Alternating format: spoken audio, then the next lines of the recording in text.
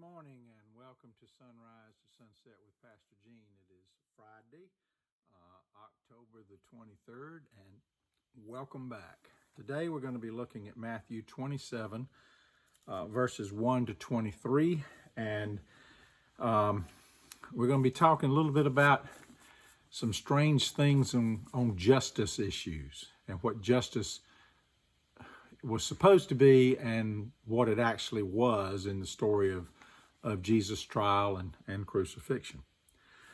In this passage, they bring Jesus before the Roman governor because there's a strange infrastructure that exists here between the religious leadership and the political leadership.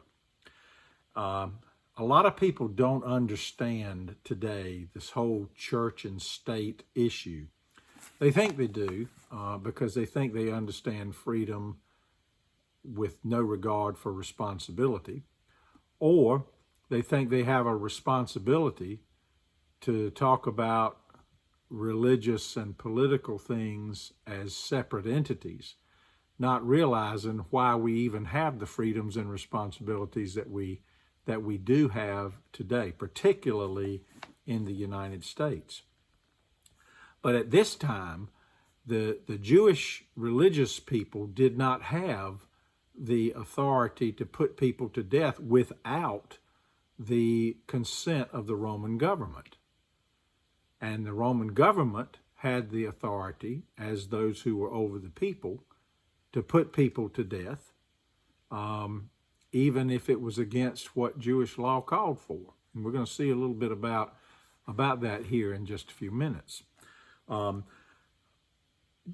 As Jesus gets before Pilate, Matthew turns his attention back to Judas one more time. Judas realizes what he's done, and he goes back and he tries to give he gives the 30 pieces of silver back to those who have already made sure that Jesus is now going to be put to death, or at least still has their plan in place and still working toward that end. Judas realizes what he's done, and he goes out and he tries to make it right, but he can't.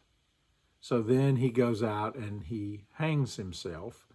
There's a reference to that in Leviticus 24, to that type of person who would betray the holy. And then there's a reference here in the scriptures that says it was to fulfill what the prophet Jeremiah said.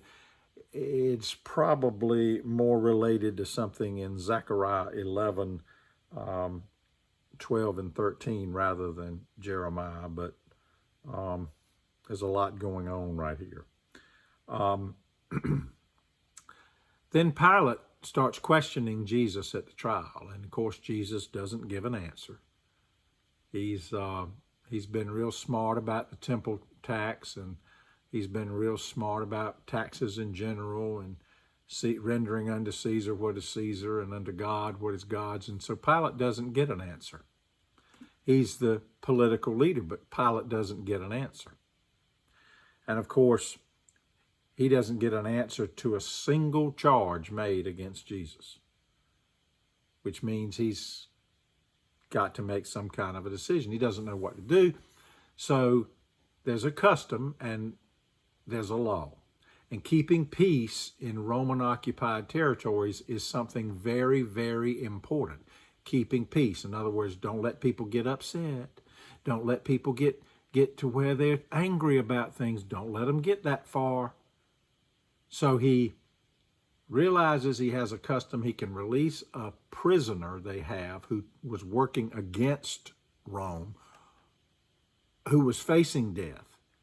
And what he ends up doing is trading a traitor to Rome for an innocent, not even answering the charges, Jesus. Now, this is not justice, not even by Roman standards, but it is exactly what the religious leaders want to happen.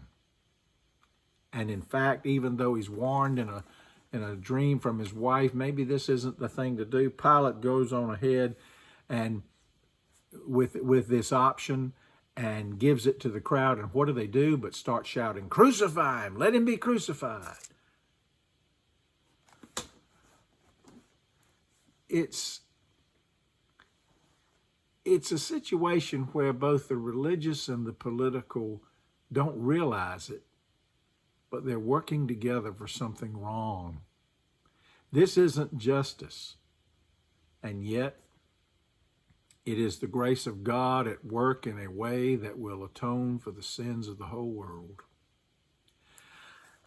I want you to read this section carefully, and I want you to think about how Jesus didn't answer Pilate.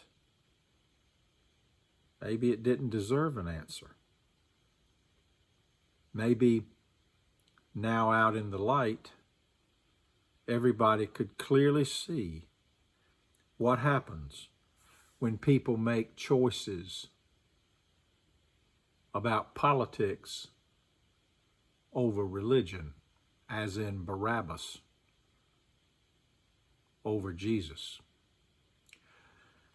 When people make selfish choices, like Judas over Jesus.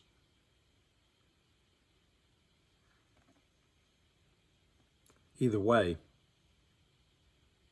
before sunset, Jesus will be crucified. And we'll talk about that, or what leads up to that, tomorrow.